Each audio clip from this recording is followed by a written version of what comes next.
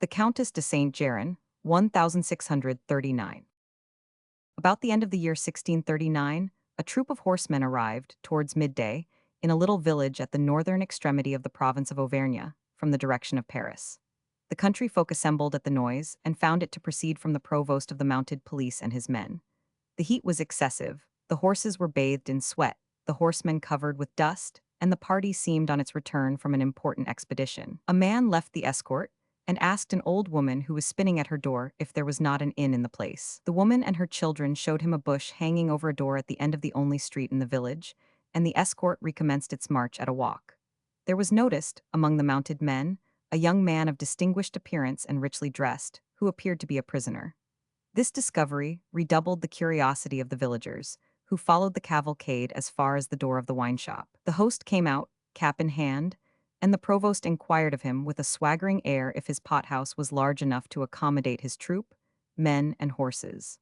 The host replied that he had the best wine in the country to give to the king's servants, and that it would be easy to collect in the neighborhood litter and forage enough for their horses. The provost listened contemptuously to these fine promises, gave the necessary orders as to what was to be done, and slid off his horse, uttering an oath proceeding from heat and fatigue. The horsemen clustered round the young man. One held his stirrup, and the provost deferentially gave way to him to enter the inn first. No more doubt could be entertained that he was a prisoner of importance, and all kinds of conjectures were made. The men maintained that he must be charged with a great crime, otherwise a young nobleman of his rank would never have been arrested.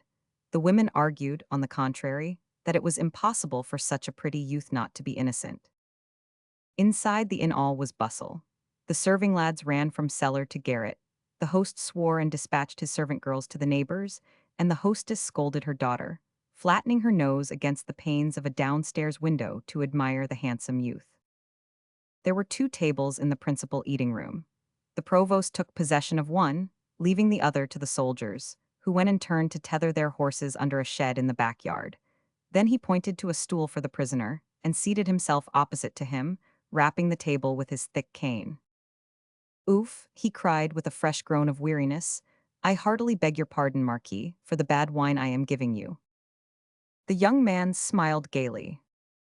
"The wine is all very well, Monsieur Provost," said he, "but I cannot conceal from you that however agreeable your company is to me, this halt is very inconvenient. I am in a hurry to get through my ridiculous situation, and I should have liked to arrive in time to stop this affair at once." The girl of the house was standing before the table with a pewter pot which she had just brought, and at these words she raised her eyes on the prisoner, with a reassured look which seemed to say, "I was sure that he was innocent." "But," continued the Marquis, carrying the glass to his lips, "this wine is not so bad as you say, Monsieur Provost." Then turning to the girl, who was eyeing his gloves and his ruff. "To your health, pretty child."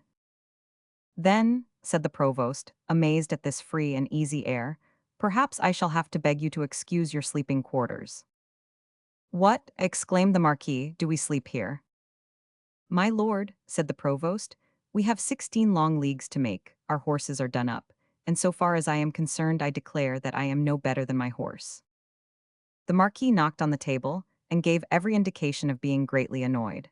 The provost meanwhile puffed and blowed, stretched out his big boots, and mopped his forehead with his handkerchief. He was a portly man, with a puffy face, whom fatigue rendered singularly uncomfortable. "Marquis," said he, "although your company, which affords me the opportunity of showing you some attention, is very precious to me, you cannot doubt that I had much rather enjoy it on another footing. If it be within your power, as you say, to release yourself from the hands of justice, the sooner you do so the better I shall be pleased. But I beg you to consider the state we are in. For my part, I am unfit to keep the saddle another hour, and are you not yourself knocked up by this forced march in the great heat?" "True, so I am," said the Marquis, letting his arms fall by his side. "Well then, let us rest here, sup here, if we can, and we will start quite fit in the cool of the morning." "Agreed," replied the Marquis, "but then let us pass the time in a becoming manner. I have 2 pistoles left, let them be given to these good fellows to drink. It is only fair that I should treat them, seeing that I am the cause of giving them so much trouble." He threw 2 pieces of money on the table of the soldiers, who cried in chorus, "Long live M. the Marquis." The provost rose, went to post sentinels, and then repaired to the kitchen, where he ordered the best supper that could be got. The men pulled out dice and began to drink and play. The Marquis hummed an air in the middle of the room, twirled his mustache, turning on his heel and looking cautiously around. Then he gently drew a purse from his trousers pocket, and as the daughter of the house was coming and going, he threw his arms round her neck as if to kiss her, and whispered, slipping 10 louis into her hand. The key of the front door in my room, and a quart of liquor to the sentinels, and you saved my life. The girl went backwards nearly to the door, and returning with an expressive look, made an affirmative sign with her hand. The provost returned, and 2 hours later supper was served. He ate and drank like a man more at home at table than in the saddle. The Marquis plied him with bumpers, and sleepiness, added to the fumes of a very heady wine, caused him to repeat over and over again. Confound it all, Marquis. I can't believe you are such a blackguard as they say you are. You seem to me a jolly good sort. The Marquis thought he was ready to fall under the table, and was beginning to open negotiations with the daughter of the house, when, to his great disappointment, bedtime having come, the provoking provost called his sergeant, gave him instructions in an undertone, and announced that he should have the honor of conducting the Marquis to bed, and that he should not go to bed himself before performing this duty. In fact, he posted 3 of his men, with torches, escorted the prisoner to his room, and left him with many profound bows. The Marquis threw himself on his bed without pulling off his boots, listening to a clock which struck 9. He heard the men come and go in the stables and in the yard. An hour later, everybody being tired, all was perfectly still. The prisoner then rose softly, and felt about on tiptoe on the chimney-piece, on the furniture, and even in his clothes for the key which he hoped to find. He could not find it. He could not be mistaken, nevertheless, in the tender interest of the young girl, and he could not believe that she was deceiving him. The Marquis's room had a window which opened upon the street, and a door which gave access to a shabby gallery, which did duty for a balcony, whence a staircase ascended to the principal rooms of the house. This gallery hung over the courtyard, being as high above it as the window was from the street. The Marquis had only to jump over one side or the other. He hesitated for some time, and just as he was deciding to leap into the street, at the risk of breaking his neck, 2 taps were struck on the door. He jumped for joy, saying to himself as he opened, "I am saved." A kind of shadow glided into the room. The young girl trembled from head to foot and could not say a word. The Marquis reassured her with all sorts of caresses. "Ah, sir," said she, "I am dead if we are surprised." "Yes," said the Marquis, "but your fortune is made if you get me out of here. God is my witness that I would with all my soul, but I have such a bad piece of news." She stopped, suffocated with varying emotions. The poor girl had come barefooted, for fear of making a noise, and appeared to be shivering. "What is the matter?" impatiently asked the Marquis. "Before going to bed," she continued, "the provost has required from my father all the keys of the house, and has made him take a great oath that there are no more. My father has given him all. Besides, there is a sentinel at every door, but they are very tired. I have heard them muttering and grumbling, and I have given them more wine than you told me." "They will sleep," said the Marquis, nowise discouraged, "and they have already shown great respect to my rank in not nailing me up in this room.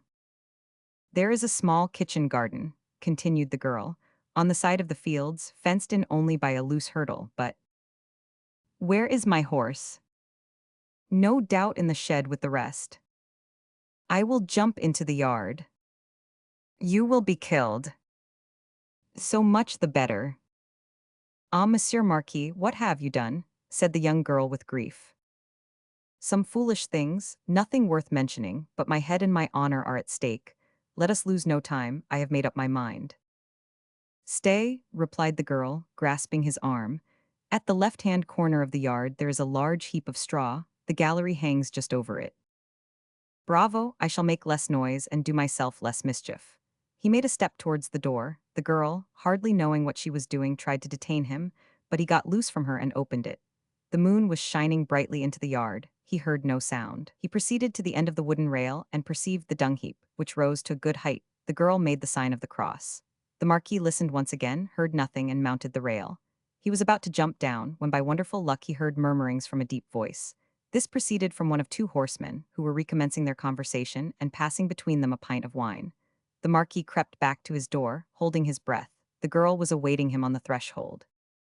"I told you it was not yet time," said she.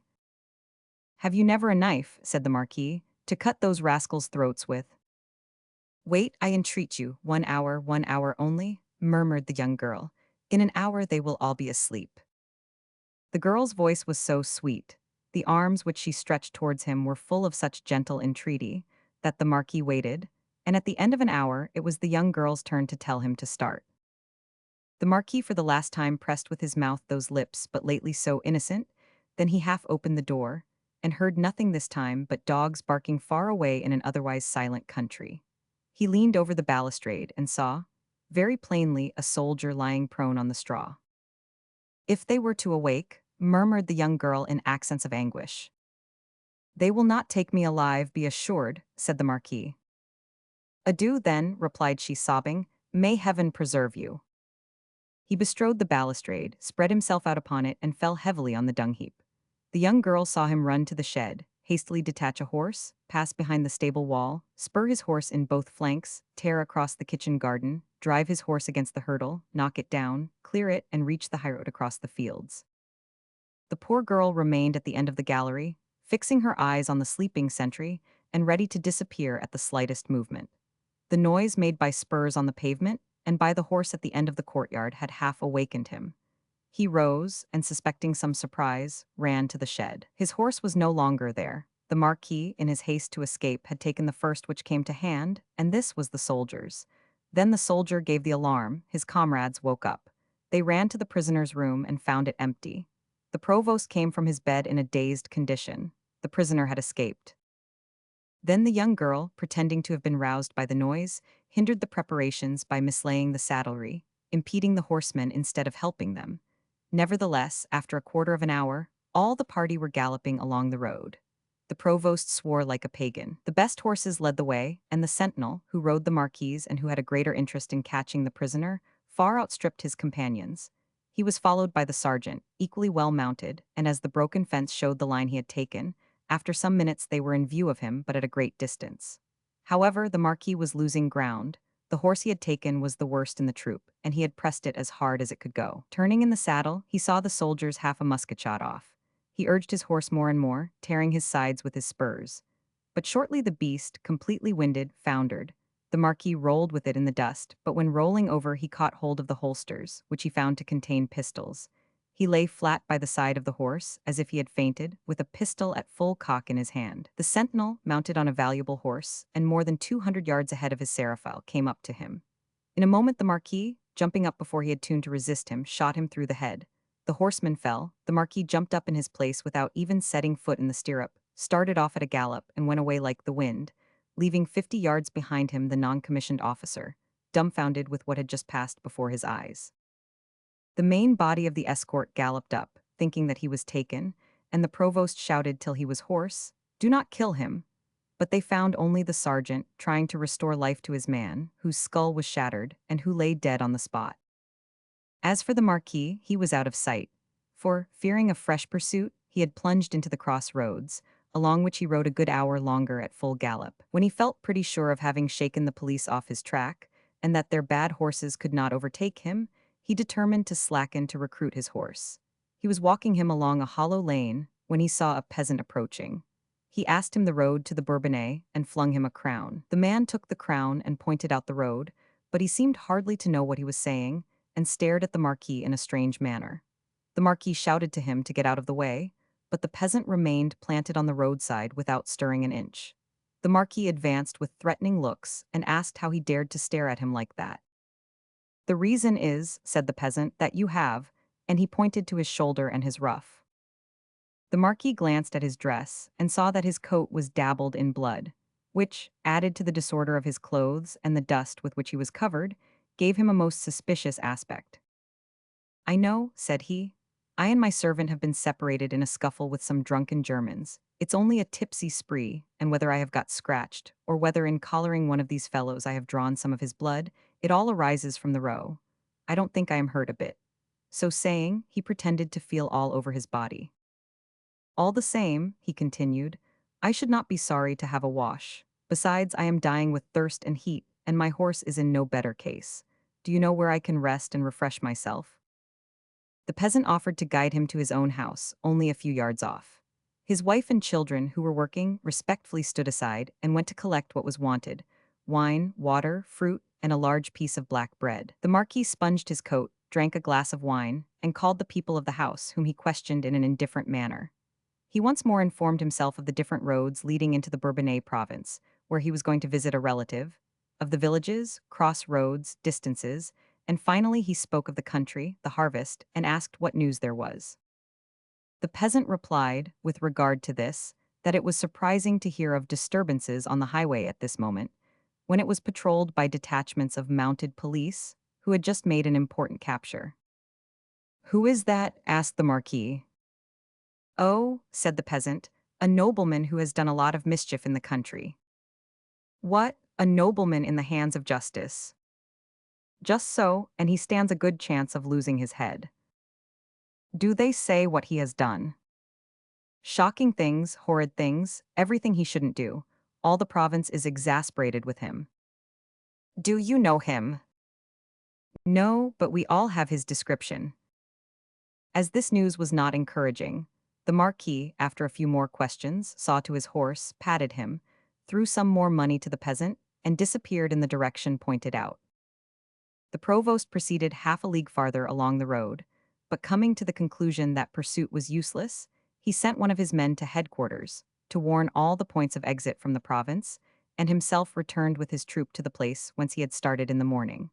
The Marquis had relatives in the neighborhood, and it was quite possible that he might seek shelter with some of them. All the village ran to meet the horsemen, who were obliged to confess that they had been duped by the handsome prisoner. Different views were expressed on the event, which gave rise to much talking. The provost entered the inn, banging his fist on the furniture, and blaming everybody for the misfortune which had happened to him. The daughter of the house, at first a prey to the most grievous anxiety, had great difficulty in concealing her joy. The provost spread his papers over the table, as if to nurse his ill temper. "The biggest rascal in the world," he cried. "I ought to have suspected him." "What a handsome man he was," said the hostess. "A consummate rascal. Do you know who he is? He is the Marquis de Saint Maxent." "The Marquis de Saint Maxent?" all cried with horror. "Yes, the very man," replied the provost. "The Marquis de Saint Maxent, accused, and indeed convicted, of coining and magic." "Zah? Convicted of incest?" "Oh my God."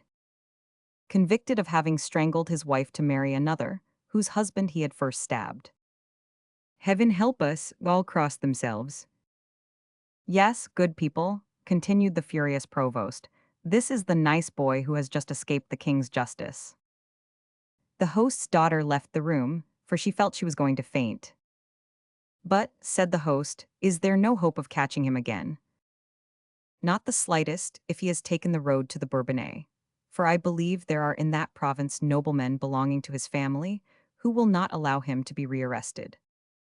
The fugitive was, indeed, no other than the Marquis de Saint Maxent, accused of all the enormous crimes detailed by the provost, who by his audacious flight opened for himself an active part in the strange story which it remains to relate. It came to pass, a fortnight after these events, that a mounted gentleman rang at the wicket gate of the Château de Saint Geran, at the gates of Moulins. It was late, and the servants were in no hurry to open. The stranger again pulled the bell in a masterful manner, and at length perceived a man running from the bottom of the avenue. The servant peered through the wicket, and making out in the twilight a very ill-appointed traveler, with a crushed hat, dusty clothes, and no sword, asked him what he wanted, receiving a blunt reply that the stranger wished to see the Count de Saint Geran without any further loss of time. The servant replied that this was impossible. The other got into a passion. "Who are you?" asked the man in livery. "You are a very ceremonious fellow," cried the horseman. "Go and tell M. de Saint Geran that his relative, the Marquis de Saint Maxent, wishes to see him at once." The servant made humble apologies and opened the wicket gate. He then walked before the Marquis, called other servants, who came to help him to dismount, and ran to give his name in the Count's apartments. The latter was about to sit down to supper when his relative was announced. He immediately went to receive the Marquis, embraced him again and again, and gave him the most friendly and gracious reception possible. He wished then to take him into the dining room to present him to all the family. But the Marquis called his attention to the disorder of his dress, and begged for a few minutes' conversation. The Count took him into his dressing room and had him dressed from head to foot in his own clothes whilst they talked. The Marquis then narrated a made-up story to M. de Saint Geran relative to the accusation brought against him.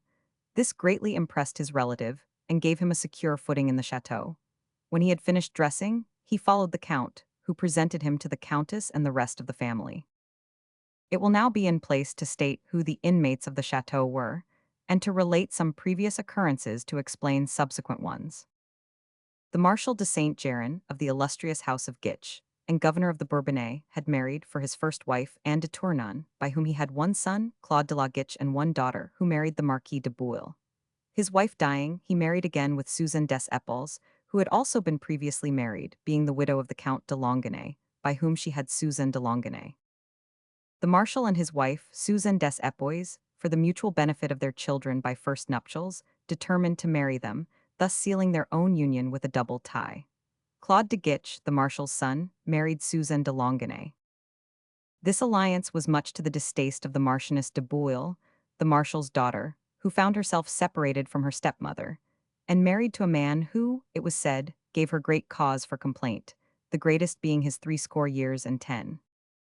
The contract of marriage between Claude de la Guiche and Suzanne de Longuenay was executed at Rouen on the 17th of February 1619, but the tender age of the bridegroom, who was then but 18, was the cause of his taking a tour in Italy, whence he returned after 2 years. The marriage was a very happy one, but for one circumstance, it produced no issue.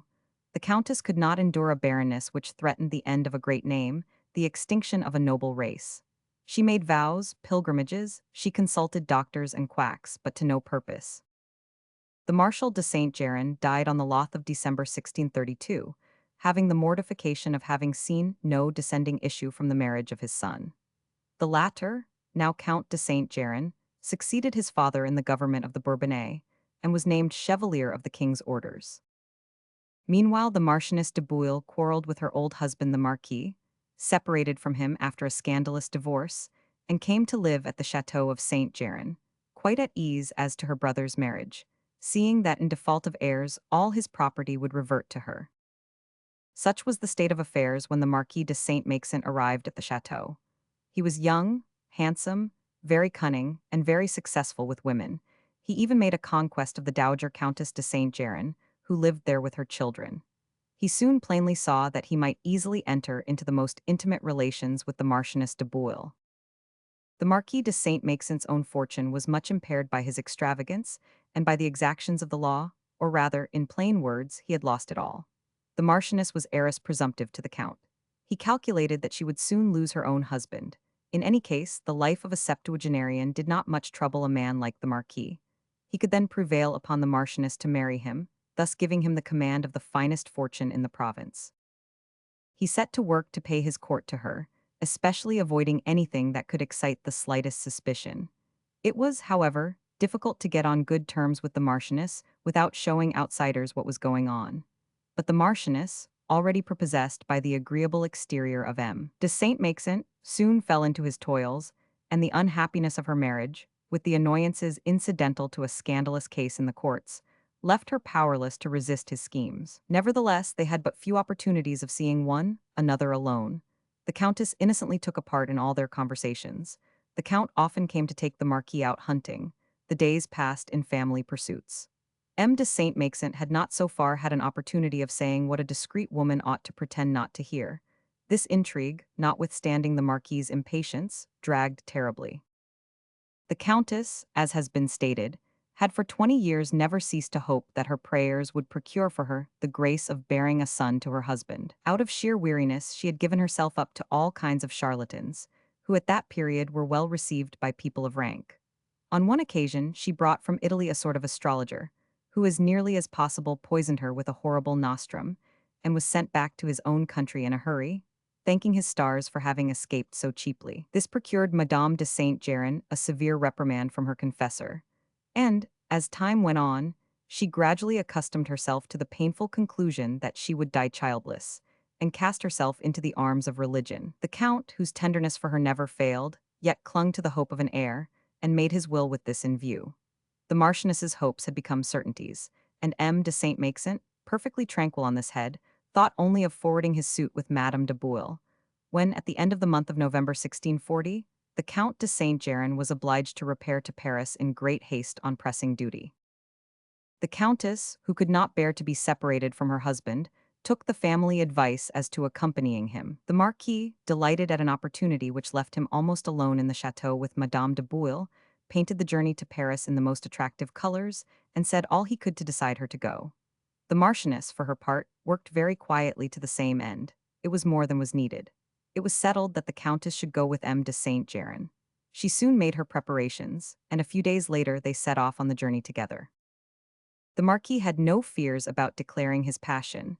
The conquest of Madame de Bouille gave him no trouble. He affected the most violent love, and she responded in the same terms. All their time was spent in excursions and walks from which the servants were excluded. The lovers, always together, passed whole days in some retired part of the park, or shut up in their apartments. It was impossible for these circumstances not to cause gossip among an army of servants, against whom they had to keep incessantly on their guard, and this naturally happened.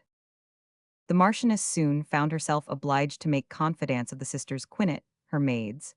She had no difficulty in gaining their support, for the girls were greatly attached to her. This was the first step of shame for Madame de Bouille, and the first step of corruption for herself and her paramour, who soon found themselves entangled in the blackest of plots. Moreover, there was at the Château de Saint Geran a tall, spare, yellow, stupid man, just intelligent enough to perform, if not to conceive, a bad action, who was placed in authority over the domestics. He was a common peasant whom the old marshal had deigned to notice, and whom the count had by degrees promoted to the service of majordomo on account of his long service in the house. And because he had seen him there since he himself was a child, he would not take him away as body servant, fearing that his notions of service would not do for Paris, and left him to the superintendence of the household. The Marquis had a quiet talk with this man, took his measure, warped his mind as he wished, gave him some money, and acquired him body and soul. These different agents undertook to stop the chatter of the servants' hall, and thenceforward the lovers could enjoy free intercourse. One evening, as the Marquis de Saint Maxent was at supper in company with the Marchioness, a loud knocking was heard at the gate of the chateau, to which they paid no great attention. This was followed by the appearance of a courier who had come post-haste from Paris. He entered the courtyard with a letter from the Count de Saint Geran for M. the Marquis. He was announced and introduced, followed by nearly all the household. The Marquis asked the meaning of all this, and dismissed all the following with a wave of the hand. But the courier explained that the Count desired that the letter in his hands should be read before everyone. The Marquis opened it without replying, glanced over it, and read it out loud without the slightest alteration. The Count announced to his good relations and to all his household that the Countess had indicated positive symptoms of pregnancy. That hardly had she arrived in Paris when she suffered from fainting fits, nausea, retching, that she bore with joy these premonitory indications, which were no longer a matter of doubt to the physicians, nor to anyone. That for his part he was overwhelmed with joy at this event, which was the crowning stroke to all his wishes, that he desired the chateau to share his satisfaction by indulging in all kinds of gaieties, and that so far as other matters were concerned, they could remain as they were till the return of himself and the Countess, which the letter would precede only a few days, as he was going to transport her in a litter for greater safety. Then followed the specification of certain sums of money to be distributed among the servants. The servants uttered cries of joy. The Marquis and Marchioness exchanged a look, but a very troublous one. They, however, restrained themselves so far as to simulate a great satisfaction, and the Marquis brought himself to congratulate the servants on their attachment to their master and mistress. After this they were left alone, looking very serious, while crackers exploded and violins resounded under the windows. For some time they preserved silence, the first thought which occurred to both being that the Count and Countess had allowed themselves to be deceived by trifling symptoms, that people had wished to flatter their hopes, that it was impossible for a constitution to change so suddenly after 20 years, and that it was a case of simulative pregnancy. This opinion gaining strength in their minds made them somewhat calmer. The next day they took a walk side by side in a solitary path in the park and discussed the chances of their situation. M. de Saint Maxent brought before the Marchioness the enormous injury which this event would bring them. He then said that even supposing the news to be true, there were many rocks ahead to be weathered before the succession could be pronounced secure. "The child may die," he said at last, and he uttered some sinister expressions on the slight damage caused by the loss of a puny creature without mind, interest, or consequence. Nothing, he said, but a bit of ill-organized matter, which only came into the world to ruin so considerable a person as the Marchioness. But what is the use of tormenting ourselves? He went on impatiently. The Countess is not pregnant, nor can she be. A gardener working near them overheard this part of the conversation, but as they walked away from him, he could not hear any more. A few days later, some outriders, sent before him by the Count, entered the chateau, saying that their master and mistress were close at hand. In fact, they were promptly followed by brakes and traveling carriages, and at length the Countess's litter was disgrayed, which M. de Saint Geran, on horseback, had never lost sight of during the journey. It was a triumphal reception. All the peasants had left their work, and filled the air with shouts of welcome. The servants ran to meet their mistress. The ancient retainers wept for joy at seeing the Count so happy, and in the hope that his noble qualities might be perpetuated in his heir. The Marquis and Madame de Bouille did their best to tune up to the pitch of this hilarity. Dowager Countess, who had arrived at the chateau the same day, unable to convince herself as to this news, had the pleasure of satisfying herself respecting it. The Count and Countess were much beloved in the Bourbonnais province. This event caused therein a general satisfaction, particularly in the numerous houses attached to them by consanguinity. Within a few days of their return, more than 20 ladies of quality flocked to visit them in great haste, to show the great interest they took in this pregnancy. All these ladies, on one occasion or another, convinced themselves as to its genuineness, and many of them, carrying the subject still further, in a joking manner which pleased the Countess, dubbed themselves prophetesses and predicted the birth of a boy. The usual symptoms incidental to the situation left no room for doubt. The country physicians were all agreed. The Count kept one of these physicians in the chateau for 2 months, and spoke to the Marquis of Saint Maxent of his intention of procuring a good midwife on the same terms. Finally, the Dowager Countess, who was to be sponsor, ordered at a great expense a magnificent store of baby linen, which she desired to present at the birth. The Marchioness devoured her rage, and among the persons who went beside themselves with joy, not one remarked the disappointment which overspread her soul. Every day she saw the Marquis, who did all he could to increase her regret, and incessantly stirred up her ill humor by repeating that the Count and Countess were triumphing over her misfortune, and insinuating that they were importing a supposititious child to disinherit her. As usual both in private and political affairs, he began by corrupting the Marchioness's religious views, to pervert her into crime. The Marquis was one of those libertines so rare at that time, a period less unhappy than is generally believed, who made science dependent upon atheism. It is remarkable that great criminals of this epoch, Saint Croix for instance, and Exili, the gloomy poisoner, were the first unbelievers, and that they preceded the learned of the following age both in philosophy and in the exclusive study of physical science, in which they included that of poisons. Passion, interest, hatred fought the Marquis's battles in the heart of Madame de Bouille. She readily lent herself to everything that M. de Saint Maxent wished. The Marquis de Saint Maxent had a confidential servant, cunning, insolent, resourceful, whom he had brought from his estates. A servant well suited to such a master, whom he sent on errands frequently into the neighborhood of Saint Geran. One evening, as the Marquis was about to go to bed, this man, returning from one of his expeditions, entered his room, where he remained for a long time, telling him that he had at length found what he wanted, and giving him a small piece of paper which contained several names of places and persons. Next morning, at daybreak, the Marquis caused 2 of his horses to be saddled, pretended that he was summoned home on pressing business, foresaw that he should be absent for 3 or 4 days, made his excuses to the Count, and set off at full gallop, followed by his servant. They slept that night at an inn on the road to Auvergne, to put off the scent any persons who might recognize them. Then, following cross-country roads, they arrived after 2 days at a large hamlet, which they had seemed to have passed far to their left. In this hamlet was a woman who practiced the avocation of midwife, and was known as such in the neighborhood, but who had, it was said, mysterious and infamous secrets for those who paid her well. Further, she drew a good income from the influence which her art gave her over credulous people. It was all in her line to cure the king's evil, compound philters and love potions. She was useful in a variety of ways to girls who could afford to pay her. She was a lover's go-between and even practiced sorcery for country folk. She played her cards so well that the only persons privy to her misdeeds were unfortunate creatures who had as strong an interest as herself in keeping them profoundly secret. And as her terms were very high, she lived comfortably enough in a house her own property, and entirely alone for greater security. In a general way, she was considered skillful in her ostensible profession and was held in estimation by many persons of rank. This woman's name was Louise Goillard. Alone one evening after curfew, she heard a loud knocking at the door of her house. Accustomed to receive visits at all hours, she took her lamp without hesitation and opened the door. An armed man, apparently much agitated, entered the room. Louise Goillard, in a great fright, fell into a chair. This man was the Marquis de Saint Maxent. "Calm yourself, good woman," said the stranger, panting and stammering. "Be calm, I beg, for it is I, not you, who have any cause for emotion.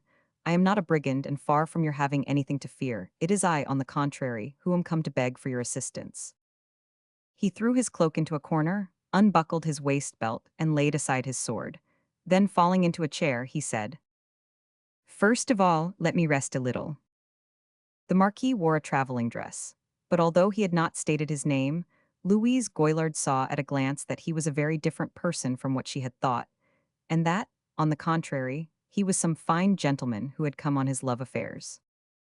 "I beg you to excuse," said she, "a fear which is insulting to you. You came in so hurriedly that I had not time to see whom I was talking to. My house is rather lonely. I am alone. Ill-disposed people might easily take advantage of these circumstances to plunder a poor woman who has little enough to lose. The times are so bad. You seem tired. Will you inhale some essence?" "Give me only a glass of water." Louise Goillard went into the adjoining room and returned with an ewer. The Marquis affected to rinse his lips and said, "I come from a great distance on a most important matter. Be assured that I shall be properly grateful for your services." He felt in his pocket and pulled out a purse, which he rolled between his fingers. "In the first place, you must swear to the greatest secrecy." "There is no need of that with us," said Louise Goillard. "That is the first condition of our craft. I must have more express guarantees, and your oath that you will reveal to no one in the world what I am going to confide to you." "I give you my word then, since you demand it, but I repeat that this is superfluous. You do not know me. Consider that this is a most serious matter, that I am as it were placing my head in your hands, and that I would lose my life 1,000 times rather than see this mystery unraveled. Consider also," bluntly replied the midwife, "that we ourselves are primarily interested in all the secrets entrusted to us, that an indiscretion would destroy all confidence in us, and that there are even cases— you may speak." When the Marquis had reassured her as to himself by this preface, he continued, "I know that you are a very able woman. I could indeed wish to be one to serve you. That you have pushed the study of your art to its utmost limits. I fear they have been flattering your humble servant, and that your studies have enabled you to predict the future. That is all nonsense. It is true, I have been told so. You have been imposed upon. What is the use of denying it and refusing to do me a service?" Louise Goillard defended herself long. She could not understand a man of this quality believing in fortune-telling, which she practiced only with low-class people and rich farmers. But the Marquis appeared so earnest that she knew not what to think. "Listen," said he, "it is no use dissembling with me, I know all. Be easy. We are playing a game in which you are laying 1 against 1,000. Moreover, here is something on account to compensate you for the trouble I am giving." He laid a pile of gold on the table. The matron weakly owned that she had sometimes attempted astrological combinations, which were not always fortunate, and that she had been only induced to do so by the fascination of the phenomena of science. The secret of her guilty practices was drawn from her at the very outset of her defense. "That being so," replied the Marquis, "you must be already aware of the situation in which I find myself. You must know that, hurried away by a blind and ardent passion, I have betrayed the confidence of an old lady and violated the laws of hospitality by seducing her daughter in her own house, that matters have come to a crisis, and that this noble damsel, whom I love to distraction, being pregnant, is on the point of losing her life and honor by the discovery of her fault, which is mine." The matron replied that nothing could be ascertained about a person except from private questions, and to further impose upon the Marquis, she fetched a kind of box marked with figures and strange emblems. Opening this and putting together certain figures which it contained, she declared that what the Marquis had told her was true, and that his situation was a most melancholy one. She added, in order to frighten him, that he was threatened by still more serious misfortunes than those which had already overtaken him, but that it was easy to anticipate and obviate these mischances by new consultations. "Madame," replied the Marquis, "I fear only one thing in the world, the dishonor of the woman I love. Is there no method of remedying the usual embarrassment of a birth?" "I know of none," said the matron. "The young lady has succeeded in concealing her condition. It would be easy for her confinement to take place privately. She has already risked her life, and I cannot consent to be mixed up in this affair, for fear of the consequences." "Could not, for instance," said the Marquis, "a confinement be effected without pain?" "I don't know about that, but this I do know, that I shall take very good care not to practice any method contrary to the laws of nature." "You are deceiving me. You are acquainted with this method. You have already practiced it upon a certain person whom I could name to you." "Who has dared to calumniate me thus? I operate only after the decision of the faculty. God forbid that I should be stoned by all the physicians, and perhaps expelled from France." "Will you then let me die of despair? If I were capable of making a bad use of your secrets, I could have done so long ago, for I know them. In heaven's name, do not dissimulate any longer, and tell me how it is possible to stifle the pangs of labor. Do you want more gold? Here it is." And he threw more louis on the table. "Stay," said the matron. "There is perhaps a method which I think I have discovered, and which I have never employed, but I believe it efficacious. But if you have never employed it, it may be dangerous, and risk the life of the lady whom I love. When I say never, I mean that I have tried it once and most successfully. Be at your ease." "Ah," cried the Marquis, "you have earned my everlasting gratitude. But," continued he, "if we could anticipate the confinement itself, and remove from henceforth the symptoms of pregnancy." "Oh, sir, that is a great crime you speak of." "Alas," continued the Marquis, as if speaking to himself in a fit of intense grief, "I had rather lose a dear child, the pledge of our love, than bring into the world an unhappy creature which might possibly cause its mother's death. I pray you, sir, let no more be said on the subject. It is a horrible crime even to think of such a thing. But what is to be done? Is it better to destroy two persons and perhaps kill a whole family with despair? Oh, madame, I entreat you, extricate us from this extremity." The Marquis buried his face in his hands, and sobbed as though he were weeping copiously. "Your despair grievously affects me," said the matron, "but consider that for a woman of my calling it is a capital offense." "What are you talking about? Do not our mystery, our safety, and our credit come in first? They can never get at you, till after the death and dishonor of all that is dear to me in the world. I might then, perhaps, but in this case you must insure me against legal complications, fines, and procure me a safe exit from the kingdom." "Ah, that is my affair. Take my whole fortune, take my life." And he threw the whole purse on the table. "In this case, and solely to extricate you from the extreme danger in which I see you placed, I consent to give you a decoction, and certain instructions, which will instantly relieve the lady from her burden. She must use the greatest precaution, and study to carry out exactly what I am about to tell you. My God, only such desperate occasions as this one could induce me to? Here." She took a flask from the bottom of a cupboard, and continued, "Here is a liquor which never fails. Oh, madame, you save my honor, which is dearer to me than life. But this is not enough. Tell me what use I am to make of this liquor, and in what doses I am to administer it." "The patient," replied the midwife, "must take 1 spoonful the first day, the second day 2, the third." "You will obey me to the minutest particular." "I swear it." "Let us start then." She asked but for time to pack a little linen, put things in order, then fastened her doors and left the house with the Marquis. A quarter of an hour later they were galloping through the night, without her knowing where the Marquis was taking her. The Marquis reappeared 3 days later at the chateau, finding the Count's family as he had left them. That is to say, intoxicated with hope, and counting the weeks, days, and hours before the accouchement of the Countess. He excused his hurried departure, on the ground of the importance of the business which had summoned him away. And speaking of his journey at table, he related a story current in the country whence he came, of a surprising event which he had all but witnessed. It was the case of a lady of quality who suddenly found herself in the most dangerous pangs of labor. All the skill of the physicians who had been summoned proved futile, the lady was at the point of death.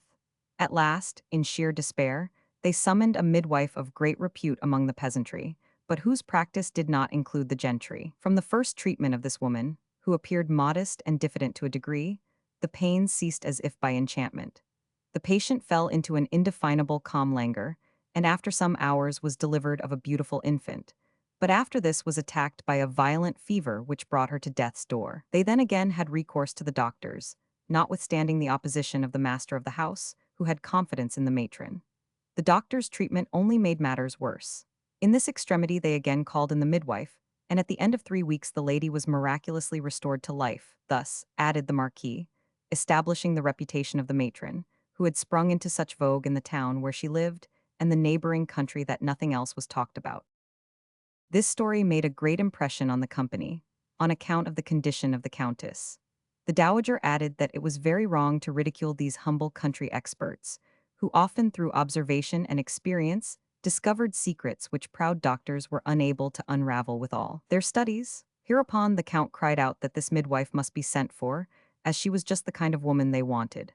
After this, other matters were talked about, the Marquis changing the conversation. He had gained his point in quietly introducing the thin end of the wedge of his design. After dinner, the company walked on the terrace. The Countess Dowager not being able to walk much on account of her advanced age, the Countess and Madame de Bouille took chairs beside her.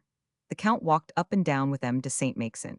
The Marquis naturally asked how things had been going on during his absence, and if Madame de Saint Geran had suffered any inconvenience, for her pregnancy had become the most important affair in the household, and hardly anything else was talked about. "By the way," said the Count, "you were speaking just now of a very skillful midwife. Would it not be a good step to summon her?" "I think," replied the Marquis, "that it would be an excellent selection, for I do not suppose there is one in this neighborhood to compare to her. I have a great mind to send for her at once, and to keep her about the Countess, whose constitution she will be all the better acquainted with if she studies it beforehand. Do you know where I can send for her?" "Faith," said the Marquis, "she lives in a village, but I don't know which." "But at least you know her name." "I can hardly remember it. Louise Boyard, I think, or Polliard, one or the other." "How have you not even retained the name?" "I heard the story, that's all. Who the deuce can keep a name in his head which he hears in such a chance fashion?" "But did the condition of the Countess never occur to you?" "It was so far away that I did not suppose you would send such a distance. I thought you were already provided." "How can we set about to find her?" "If that is all, I have a servant who knows people in that part of the country, and who knows how to go about things. If you like, he shall go in quest of her." "If I like, this very moment."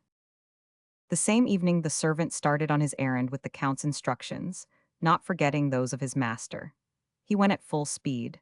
It may readily be supposed that he had not far to seek the woman he was to bring back with him, but he purposely kept away for 3 days, and at the end of this time, Louise Goillard was installed in the chateau. She was a woman of plain and severe exterior, who at once inspired confidence in everyone. The plots of the Marquis and Madame de Bouille thus throve with most baneful success. But an accident happened which threatened to nullify them, and, by causing a great disaster, to prevent a crime. The Countess, passing into her apartments, caught her foot in a carpet and fell heavily on the floor. At the cries of a footman all the household was astir. The Countess was carried to bed, the most intense alarm prevailed, but no bad consequences followed this accident, which produced only a further succession of visits from the neighboring gentry. This happened about the end of the 7th month. At length the moment of accouchement came. Everything had long before been arranged for the delivery, and nothing remained to be done. The Marquis had employed all this time in strengthening Madame de Bouille against her scruples. He often saw Louise Goillard in private and gave her his instructions, but he perceived that the corruption of Beaulieu, the house steward, was an essential factor. Beaulieu was already half gained over by the interviews of the year preceding. A large sum of ready money and many promises did the rest. This wretch was not ashamed to join a plot against a master to whom he owed everything. The Marchioness, for her part, and always under the instigation of M. de Saint Maxent, secured matters all round by bringing into the abominable plot the Quinnet girls, her maids, so that there was nothing but treason and conspiracy against this worthy family among their upper servants, usually styled confidential. Thus, having prepared matters, the conspirators awaited the event. On the 16th of August, the Countess de Saint Geran was overtaken by the pangs of labor in the chapel of the chateau, where she was hearing Mass. They carried her to her room before Mass was over. Her women ran around her, and the Countess Dowager, with her own hands, arranged on her head a cap of the pattern worn by ladies about to be confined, a cap which is not usually removed till some time later. Pains recurred with terrible intensity. The Count wept at his wife's cries. Many persons were present. The Dowager's two daughters by her second marriage, one of whom, then 16 years of age, afterwards married the Duc de Ventadour and was a party to the lawsuit, wished to be present at this accouchement, which was to perpetuate by a new scion an illustrious race near extinction. There were also Dame Saligny, sister of the late Marshal Saint Geran, the Marquis de Saint Maxent, and the Marchioness de Bouille.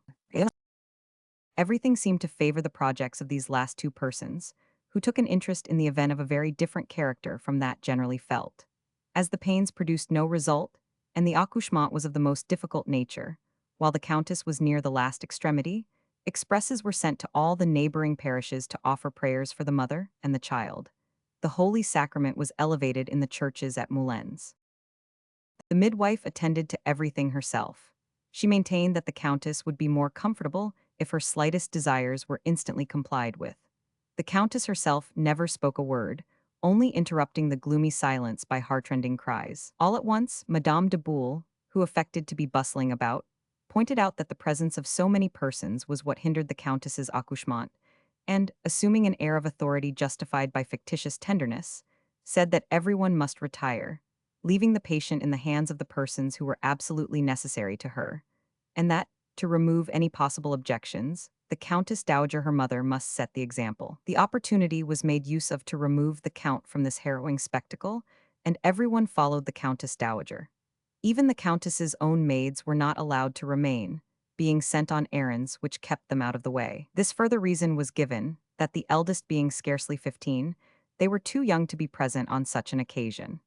The only persons remaining by the bedside were the Marchioness de Bouille, the midwife, and the two Quinnet girls. The Countess was thus in the hands of her most cruel enemies. It was 7 o'clock in the evening. The labors continued. The elder Quinnet girl held the patient by the hand to soothe her. The Count and the Dowager sent incessantly to know the news. They were told that everything was going on well, and that shortly their wishes would be accomplished, but none of the servants were allowed to enter the room. 3 hours later, the midwife declared that the Countess could not hold out any longer unless she got some rest. She made her swallow a liquor which was introduced into her mouth by spoonfuls. The Countess fell into so deep a sleep that she seemed to be dead. The younger Quinnet girl thought for a moment that they had killed her, and wept in a corner of the room, till Madame de Bouille reassured her. During this frightful night, a shadowy figure prowled in the corridors, silently patrolled the rooms, and came now and then to the door of the bedroom, where he conferred in a low tone with the midwife and the Marchioness de Bouille. This was the Marquis de Saint Maxent, who gave his orders, encouraged his people, watched over every point of his plot, himself a prey to the agonies of nervousness which accompany the preparations for a great crime. The Dowager Countess, owing to her great age, had been compelled to take some rest. The Count sat up, worn out with fatigue, in a downstairs room hard by that in which they were compassing the ruin of all most dear to him in the world. The Countess, in her profound lethargy, gave birth, without being aware of it, to a boy, who thus fell on his entry into the world into the hands of his enemies, his mother powerless to defend him by her cries and tears. The door was half opened, and a man who was waiting outside brought in. This was the majordomo Baulieu. The midwife, pretending to afford the first necessary cares to the child, had taken it into a corner. Baulieu watched her movements, and springing upon her, pinioned her arms. The wretched woman dug her nails into the child's head. He snatched it from her, but the poor infant for long bore the marks of her claws. Possibly the Marchioness de Bouille could not nerve herself to the commission of so great a crime, but it seems more probable that the steward prevented the destruction of the child under the orders of M. de Saint Maxent. The theory is that the Marquis, mistrustful of the promise made him by Madame de Bouille to marry him after the death of her husband, desired to keep the child to oblige her to keep her word, under threats of getting him acknowledged, if she proved faithless to him. No other adequate reason can be conjectured to determine a man of his character to take such great care of his victim. Baulieu swaddled the child immediately, put it in a basket, hid it under his cloak, and went with his prey to find the Marquis.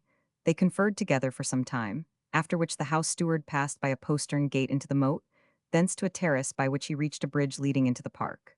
This park had 12 gates, and he had the keys of all.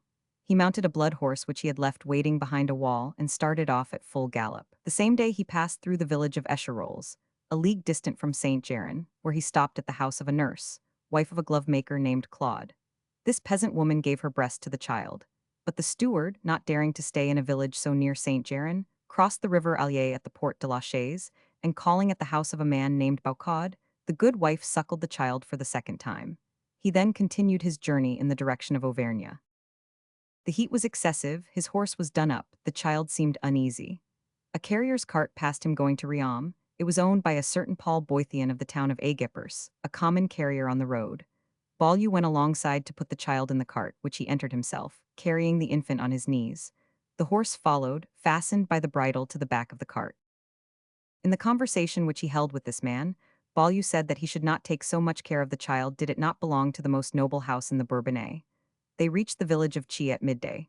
The mistress of the house where he put up, who was nursing an infant, consented to give some of her milk to the child. The poor creature was covered with blood. She warmed some water, stripped off its swaddling linen, washed it from head to foot, and swathed it up again more neatly. The carrier then took them to Riom. When they got there, Baulieu got rid of him by giving a false meeting place for their departure, left in the direction of the Abbey of Lavogne, and reached the village of Descaudus, in the mountains, between Lavogne and Thiers. The Marchioness de Bouille had a chateau there, where she occasionally spent some time. The child was nursed at Descaudus by Gabrielle Moyny, who was paid a month in advance. But she only kept it a week or so, because they refused to tell her the father and mother, and to refer her to a place where she might send reports of her charge. This woman having made these reasons public, no nurse could be found to take charge of the child, which was removed from the village of Descaudus. The persons who removed it took the highroad to Burgundy, crossing a densely wooded country, and here they lost their way. The above particulars were subsequently proved by the nurses, the carrier, and others who made legal depositions. They are stated at length here, as they proved very important in the great lawsuit. The compilers of the case, into which we search for information, have however omitted to tell us how the absence of the majordomo was accounted for at the castle. Probably the far-sighted marquis had got an excuse ready. The countess's state of drowsiness continued till daybreak. She woke bathed in blood, completely exhausted, but yet with a sensation of comfort which convinced her that she had been delivered from her burden. Her first words were about her child. She wished to see it, kiss it. She asked where it was. The midwife coolly told her, whilst the girls who were by were filled with amazement at her audacity, that she had not been confined at all. The countess maintained the contrary, and as she grew very excited, the midwife strove to calm her, assuring her that in any case her delivery could not be long protracted, and that, judging from all the indications of the night, she would give birth to a boy. This promise comforted the count and the countess dowager, but failed to satisfy the countess, who insisted that a child had been born.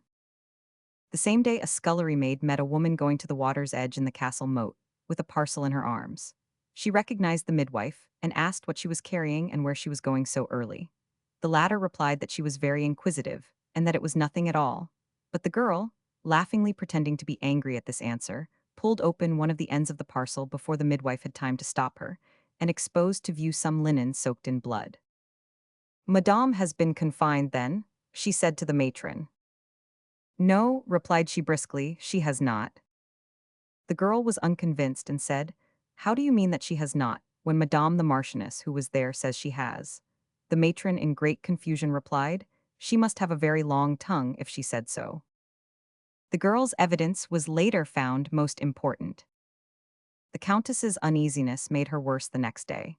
She implored with sighs and tears at least to be told what had become of her child, steadily maintaining that she was not mistaken when she assured them that she had given birth to one. The midwife with great effrontery told her that the new moon was unfavorable to childbirth, and that she must wait for the wane, when it would be easier as matters were already prepared. Invalids' fancies do not obtain much credence. Still, the persistence of the countess would have convinced everyone in the long run, had not the dowager said that she remembered at the end of the 9th month of one of her own pregnancies, she had all the premonitory symptoms of lying in, but they proved false, and in fact, the accouchement took place 3 months later. This piece of news inspired great confidence. The Marquis and Madame de Bouille did all in their power to confirm it, but the Countess obstinately refused to listen to it, and her passionate transports of grief gave rise to the greatest anxiety. The midwife, who knew not how to gain time and was losing all hope in face of the Countess's persistence, was almost frightened out of her wits. She entered into medical details and finally said that some violent exercise must be taken to induce labor. The Countess, still unconvinced, refused to obey this order, but the Count, the Dowager, and all the family entreated her so earnestly that she gave way. They put her in a close carriage and drove her a whole day over plowed fields, by the roughest and hardest roads. She was so shaken that she lost the power of breathing. It required all the strength of her constitution to support this barbarous treatment in the delicate condition of a lady so recently confined. They put her to bed again after this cruel drive, and seeing that nobody took her view, she threw herself into the arms of Providence and consoled herself by religion. The midwife administered violent remedies to deprive her of milk. She got over all these attempts to murder her and slowly got better. Time, which heals the deepest affliction, gradually soothed that of the Countess.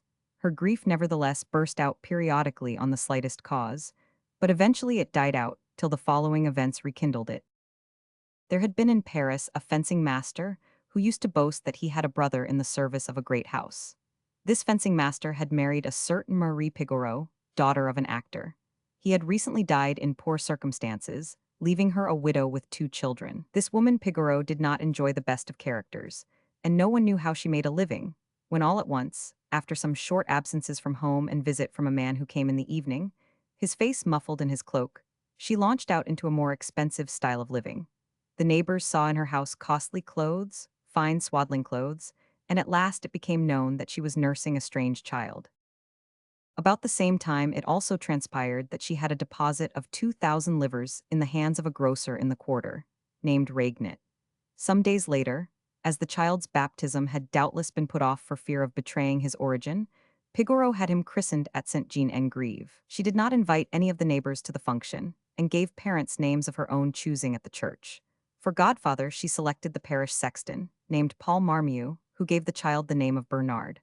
La Pigoreau remained in a confessional during the ceremony and gave the man 10 sous. The godmother was Jean Chevalier, a poor woman of the parish. The entry in the register was as follows. On the 7th day of March 1642 was baptized Bernard, son of, and his godfather being Paul Marmiou, day laborer and servant of this parish, and his godmother Jean Chevalier, widow of Pierre. Stibou. A few days afterwards, La Pigoreau put out the child to nurse in the village of Torcy-en-Brie, with a woman who had been her godmother, whose husband was called Paillard. She gave out that it was a child of quality which had been entrusted to her, and that she should not hesitate, if such a thing were necessary, to save its life by the loss of one of her own children. The nurse did not keep it long, because she fell ill. La Pigoreau went to fetch the child away, lamenting this accident, and further saying that she regretted it all the more, as the nurse would have earned enough to make her comfortable for the rest of her life. She put the infant out again in the same village, with the widow of a peasant named Marc Peguin. The monthly wage was regularly paid, and the child brought up as one of rank. La Pigoreau further told the woman that it was the son of a great nobleman, and would later make the fortunes of those who served him. An elderly man, whom the people supposed to be the child's father, but who Pigoreau assured them was her brother-in-law, often came to see him. When the child was 18 months old, La Pigoreau took him away and weaned him. Of the two by her husband, the elder was called Antoine, the second would have been called Henry if he had lived, but he was born on the 9th of August 1639, after the death of his father, who was killed in June of the same year, and died shortly after his birth. La Pigoreau thought fit to give the name and condition of this second son to the stranger, and thus bury forever the secret of his birth. With this end in view, she left the quarter where she lived, and removed to conceal herself in another parish where she was not known. The child was brought up under the name and style of Henry, second son of La Pigoreau, till he was 2.5 years of age. But at this time, whether she was not engaged to keep it any longer, or whether she had spent the 2,000 livres deposited with the grocer Regnet, and could get no more from the principals, she determined to get rid of it. Her gossips used to tell this woman that she cared but little for her eldest son, because she was very confident of the second one making his fortune, and that if she were obliged to give up one of them, she had better keep the younger, who was a beautiful boy. To this she would reply that the matter did not depend upon her, that the boy's godfather was an uncle in good circumstances, who would not charge himself with any other child. She often mentioned this uncle, her brother-in-law, she said, who was majordomo in a great house. One morning, the hall porter at the Hotel de Saint Geran came to Beaulieu and told him that a woman carrying a child was asking for him at the wicket gate. This Beaulieu was, in fact, the brother of the fencing master and godfather to Pigoreau's second son. It is now supposed that he was the unknown person who had placed the child of quality with her and who used to go and see him at his nurse's. La Pigoreau gave him a long account of her situation. The majordomo took the child with some emotion and told La Pigoreau to wait his answer a short distance off, in a place which he pointed out. Beaulieu's wife made a great outcry at the first proposal of an increase of family, but he succeeded in pacifying her by pointing out the necessities of his sister-in-law and how easy and inexpensive it was to do this good work in such a house as the Count's. He went to his master and mistress to ask permission to bring up this child in their hotel. A kind of feeling entered into the charge he was undertaking which in some measure lessened the weight on his conscience. The Count and Countess at first opposed this project, telling him that having already 5 children, he ought not to burden himself with any more, but he petitioned so earnestly that he obtained what he wanted. The Countess wished to see it, and as she was about to start for Moulins, she ordered it to be put in her women's coach. When it was shown her, she cried out, "What a lovely child!" The boy was fair, with large blue eyes and very regular features. She gave him 100 caresses, which the child returned very prettily. She at once took a great fancy to him and said to Beaulieu, "I shall not put him in my women's coach, I shall put him in my own." After they arrived at the Chateau of Saint Geran, her affection for Henry, the name retained by the child, increased day by day. She often contemplated him with sadness, then embraced him with tenderness and kept him long on her bosom. The Count shared this affection for the supposed nephew of Beaulieu, who was adopted, so to speak, and brought up like a child of quality.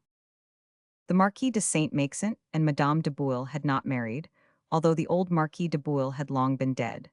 It appeared that they had given up this scheme. The Marchioness no doubt felt scruples about it, and the Marquis was deterred from marriage by his profligate habits. It is moreover supposed that other engagements and heavy bribes compensated the loss he derived from the Marchioness's breach of faith. He was a man about town at that period, and was making love to the demoiselle Jacqueline de la Garde. He had succeeded in gaining her affections, and brought matters to such a point that she no longer refused her favors except on the grounds of her pregnancy and the danger of an indiscretion. The Marquis then offered to introduce to her a matron who could deliver women without the pangs of labor, and who had a very successful practice. The same Jacqueline de la Garde further gave evidence at the trial that M. de Saint Maxent had often boasted, as of a scientific intrigue, of having spirited away the son of a governor of a province and grandson of a marshal of France, that he spoke of the Marchioness de Bouille, said that he had made her rich, and that it was to him she owed her great wealth. And further, that one day having taken her to a pretty country seat which belonged to him, she praised its beauty, saying, "Si edet un beau lieu." He replied by a pun on a man's name, saying that he knew another Beaulieu who had enabled him to make a fortune of 500,000 crowns. He also said to Jadelon, Sieur de la Barbesange, when posting with him from Paris, that the Countess de Saint Geran had been delivered of a son who was in his power. The Marquis had not seen Madame de Bouille for a long time. A common danger reunited them. They had both learned with terror the presence of Henry at the Hotel de Saint Geran. They consulted about this. The Marquis undertook to cut the danger short. However, he dared put in practice nothing overtly against the child, a matter still more difficult just then, inasmuch as some particulars of his discreditable adventures had leaked out, and the Saint Geran family received him more than coldly. Beaulieu, who witnessed every day the tenderness of the Count and Countess for the boy Henry, had been 100 times on the point of giving himself up and confessing everything. He was torn to pieces with remorse. Remarks escaped him which he thought he might make without ulterior consequences, seeing the lapse of time, but they were noted and commented on. Sometimes he would say that he held in his hand the life and honor of Madame, the Marchioness de Bouille. Sometimes that the Count and Countess had more reasons than they knew of for loving Henry. One day he put a case of conscience to a confessor, thus: whether a man who had been concerned in the abduction of a child could not satisfy his conscience by restoring him to his father and mother without telling them who he was. What answer the confessor made is not known, but apparently it was not what the majordomo wanted. He replied to a magistrate of Moulins, who congratulated him on having a nephew whom his masters overburdened with kind treatment, that they ought to love him, since he was nearly related to them. These remarks were noticed by others than those principally concerned. One day a wine merchant came to propose to Ballou the purchase of a pipe of Spanish wine, of which he gave him a sample bottle. In the evening he was taken violently ill. They carried him to bed, where he writhed, uttering horrible cries. One sole thought possessed him when his sufferings left him a lucid interval, and in his agony he repeated over and over again that he wished to implore pardon from the Count and Countess for a great injury which he had done them. The people round about him told him that was a trifle, and that he ought not to let it embitter his last moments, but he begged so piteously that he got them to promise that they should be sent for. The Count thought it was some trifling irregularity, some misappropriation in the house accounts, and fearing to hasten the death of the sufferer by the shame of the confession of a fault, he sent word that he heartily forgave him, that he might die tranquil, and refused to see him. Ballou expired, taking his secret with him. This happened in 1648. The child was then 7 years old. His charming manners grew with his age, and the Count and Countess felt their love for him increase. They caused him to be taught dancing and fencing, put him into breeches and hose, and a page's suit of their livery, in which capacity he served them. The Marquis turned his attack to this quarter. He was doubtless preparing some plot as criminal as the preceding, when justice overtook him for some other great crimes of which he had been guilty. He was arrested one day in the street when conversing with one of the Saint Geran footmen, and taken to the conciergerie of the Palace of Justice.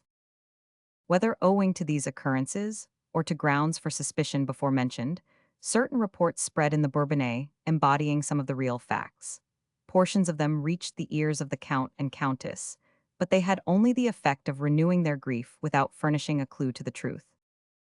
Meanwhile, the Count went to take the waters at Vichy. The Countess and Madame de Bouille followed him, and there they chanced to encounter Louise Goillard, the midwife. This woman renewed her acquaintance with the house, and in particular often visited the Marchioness de Bouille. One day the Countess, unexpectedly entering the Marchioness's room, found them both conversing in an undertone. They stopped talking immediately and appeared disconcerted. The Countess noticed this without attaching any importance to it, and asked the subject of their conversation. "Oh, nothing," said the Marchioness. "But what is it?" insisted the Countess, seeing that she blushed.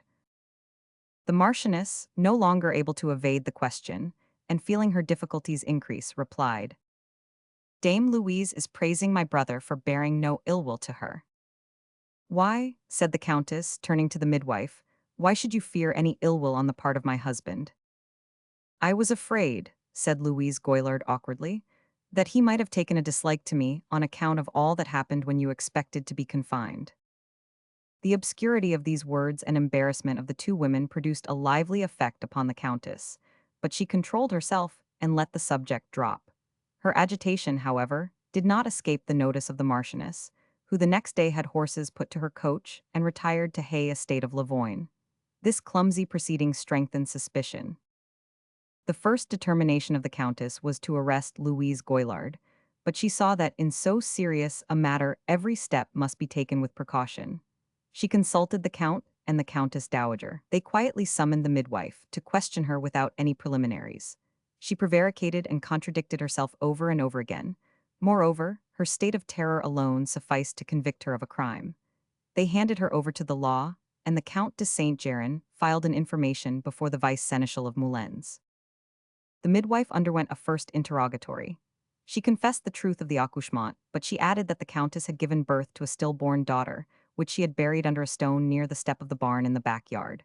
The judge, accompanied by a physician and a surgeon, repaired to the place, where he found neither stone, nor fetus, nor any indications of an interment. They searched unsuccessfully in other places. When the Dowager Countess heard this statement, she demanded that this horrible woman should be put on her trial. The civil lieutenant, in the absence of the criminal lieutenant, commenced the proceedings. In a second interrogation, Louise Goillard positively declared that the Countess had never been confined. In a third, that she had been delivered of a mole. In a fourth, that she had been confined of a male infant, which Ballou had carried away in a basket. And in a fifth, in which she answered from the dock, she maintained that her evidence of the Countess's accouchement had been extorted from her by violence. She made no charges against either Madame de Bouille or the Marquis de Saint Geran. On the other hand, no sooner was she under lock and key than she dispatched her son Guillemin to the Marchioness to inform her that she was arrested. The Marchioness recognized how threatening things were and was in a state of consternation. She immediately sent the Sieur de la Foresterie, her steward, to the Lieutenant General, her counsel, a mortal enemy of the Count, that he might advise her in this conjuncture and suggest a means for helping the matron, without appearing openly in the matter. The lieutenant's advice was to quash the proceedings and obtain an injunction against the continuance of the preliminaries to the action. The Marchioness spent a large sum of money and obtained this injunction, but it was immediately reversed and the bar to the suit removed. La Foresterie was then ordered to pass to Riom, where the sisters Quinet lived, and to bribe them heavily to secrecy. The elder one, on leaving the Marchioness's service, had shaken her fist in her face, feeling secure with the secrets in her knowledge, and told her that she would repent having dismissed her and her sister, and that she would make a clean breast of the whole affair, even were she to be hung first. These girls then sent word that they wished to enter her service again, that the Countess had promised them handsome terms if they would speak, and that they had even been questioned in her name by a Capuchin superior, but that they said nothing, in order to give time to prepare an answer for them. The Marchioness found herself obliged to take back the girls. She kept the younger and married the elder to Delisle, her house steward. But La Foresterie, finding himself in this network of intrigue, grew disgusted at serving such a mistress and left her house. The Marchioness told him on his departure that if he were so indiscreet as to repeat a word of what he had learned from the Quinet girls, she would punish him with 100 poniard stabs from her majordomo Delisle. Having thus fortified her position, she thought herself secure against any hostile steps, but it happened that a certain prudent burgher, gentleman and page to the Marquis de Saint Geran, who enjoyed his master's confidence and went to see him in the conciergerie, where he was imprisoned, threw some strange light on this affair. His master had narrated to him all the particulars of the accouchement of the Countess and of the abduction of the child. "I am astonished, my lord," replied the page, "that having so many dangerous affairs on hand, you did not relieve your conscience of this one." "I intend," replied the Marquis, "to restore this child to his father. I have been ordered to do so by a Capuchin to whom I confessed having carried off from the midst of the family, without their knowing it, a grandson of a marshal of France and son of a governor of a province." The Marquis had at that time permission to go out from prison occasionally on his parole. This will not surprise anyone acquainted with the ideas which prevailed at that period on the honor of a nobleman, even the greatest criminal. The Marquis, profiting by this facility, took the page to see a child of about 7 years of age, fair, and with a beautiful countenance. "Page," said he, "look well at this child, so that you may know him again when I shall send you to inquire about him." He then informed him that this was the Count de Saint Geran's son, whom he had carried away. Information of these matters coming to the ears of justice, decisive proofs were hoped for. But this happened just when other criminal informations were lodged against the Marquis, which left him helpless to prevent the exposure of his crimes. Police officers were dispatched in all haste to the conciergerie. They were stopped by the jailers, who told them that the Marquis, feeling ill, was engaged with a priest who was administering the sacraments to him. As they insisted on seeing him, the warders approached the cell. The priest came out, crying that persons must be sought to whom the sick man had a secret to reveal, that he was in a desperate state, and said he had just poisoned himself. All entered the cell.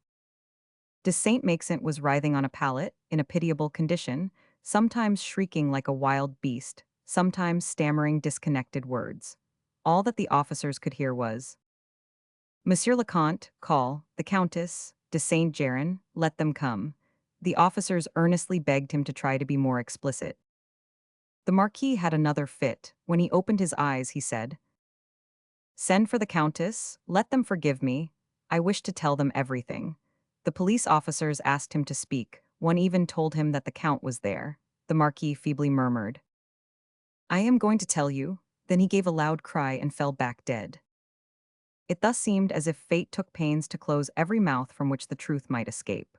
Still, this avowal of a deathbed revelation to be made to the Count de Saint Geran, and the deposition of the priest who had administered the last sacraments, formed a strong link in the chain of evidence. The judge of first instruction, collecting all the information he had got, made a report the weight of which was overwhelming. The carters, the nurse, the domestic servants, all gave accounts consistent with each other. The route and the various adventures of the child were plainly detailed, from its birth till its arrival at the village of Discaudu. Justice, thus tracing crime to its sources, had no option but to issue a warrant for the arrest of the Marchioness de Bouilly, but it seems probable that it was not served owing to the strenuous efforts of the Count de Saint Geran, who could not bring himself to ruin his sister, seeing that her dishonor would have been reflected on him. The Marchioness hid her remorse in solitude, and appeared again no more. She died shortly after, carrying the weight of her secret till she drew her last breath. The judge of Moulins at length pronounced sentence on the midwife, whom he declared arraigned and convicted of having suppressed the child born to the countess, for which he condemned her to be tortured and then hanged. The matron lodged an appeal against this sentence, and the case was referred to the conciergerie. No sooner had the count and countess seen the successive proofs of the procedure than tenderness and natural feelings accomplished the rest. They no longer doubted that their page was their son. They stripped him at once of his livery and gave him his rank and prerogatives, under the title of the Count de la Palace. Meanwhile, a private person named Siqueville informed the countess that he had made a very important discovery, that a child had been baptized in 1642 at Saint Geran, and that a woman named Marie Pigoreau had taken a leading part in the affair. Thereupon inquiries were made, and it was discovered that this child had been nursed in the village of Torcy. The Count obtained a warrant which enabled him to get evidence before the judge of Torcy. Nothing was left undone to elicit the whole truth. He also obtained a warrant through which he obtained more information and published a monitory. The elder of the Quinnet girls on this told the Marquis de Canillac that the Count was searching at a distance for things very near him. The truth shone out with great luster through these new facts, which gushed from all this fresh information. The child, exhibited in the presence of a legal commissary to the nurses and witnesses of Torcy, was identified, as much by the scars left by the midwife's nails on his head, as by his fair hair and blue eyes. This ineffaceable vestige of the woman's cruelty was the principal proof. The witnesses testified that La Pigoreau, when she visited this child with a man who appeared to be of condition, always asserted that he was the son of a great nobleman who had been entrusted to her care, and that she hoped he would make her fortune and that of those who had reared him. The child's godfather, Paul Marmiou, a common laborer, the grocer Ragnit, who had charge of the 2,000 livers, the servant of La Pigoreau, who had heard her say that the Count was obliged to take this child, the witnesses who proved that La Pigoreau had told them that the child was too well born to wear a page's livery, all furnished convincing proofs, but others were forthcoming.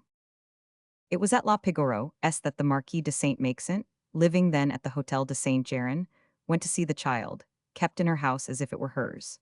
Prudent Berger, the Marquis's page, perfectly well remembered La Pigoreau, and also the child whom he had seen at her house, and whose history the Marquis had related to him. Finally, many other witnesses heard in the course of the case, both before the three chambers of nobles, clergy, and the tiers état, and before the judges of Torcy, Cusset, and other local magistrates, made the facts so clear and conclusive in favor of the legitimacy of the young Count that it was impossible to avoid impeaching the guilty parties. The Count ordered the summons in person of La Pigoreau, who had not been compromised in the original preliminary proceedings. This drastic measure threw the intriguing woman on her beam ends, but she strove hard to right herself. The widowed Duchess de Ventater, daughter by her mother's second marriage of the Countess Dowager of Saint Geran and half-sister of the Count, and the Countess de Lude, daughter of the Marchioness de Bouilly, from whom the young Count carried away the Saint Geran inheritance, were very warm in the matter, and spoke of disputing the judgment. La Pigoreau went to see them and joined in concert with them. Then commenced this famous lawsuit, which long occupied all France, and is parallel in some respects, but not in the time occupied in the hearing, to the case heard by Solomon, in which one child was claimed by two mothers. The Marquis de Saint Maxent and Madame de Bouilly being dead, were naturally no parties to the suit, which was fought against the Saint Geran family by La Pigoreau and Mesdames du Lude and de Ventater. These ladies no doubt acted in good faith, at first at any rate, in refusing to believe the crime, for if they had originally known the truth it is incredible that they could have fought the case so long so obstinately. They first of all went to the aid of the midwife, who had fallen sick in prison.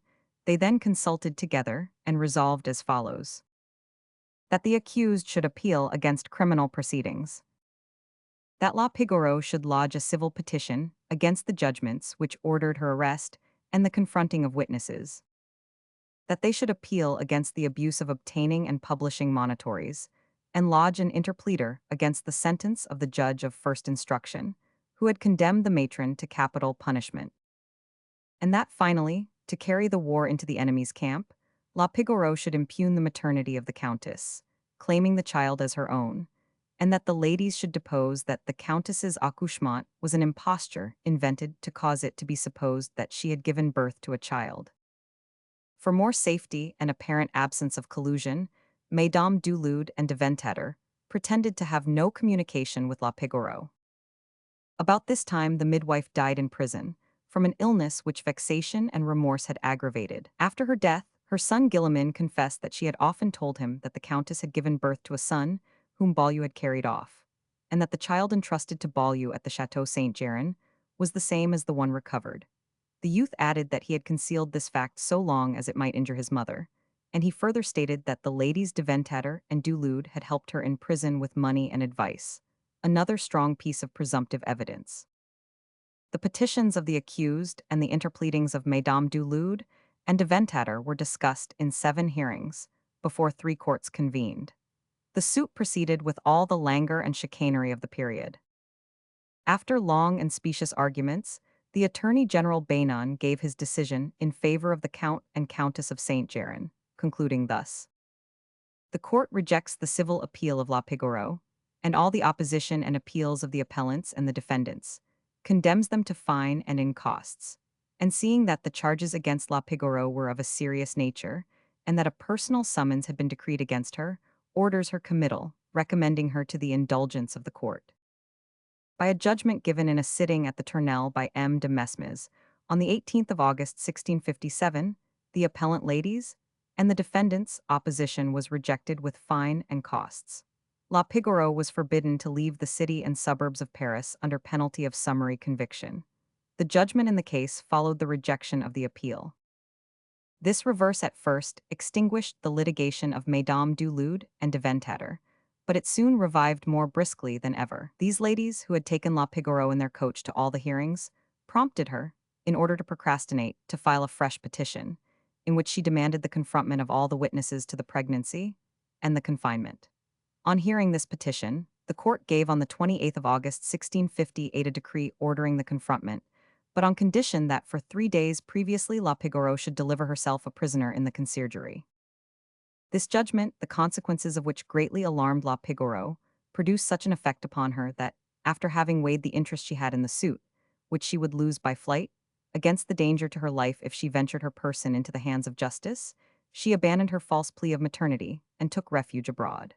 This last circumstance was a heavy blow to Mesdames du Lude and de Ventater, but they were not at the end of their resources and their obstinacy.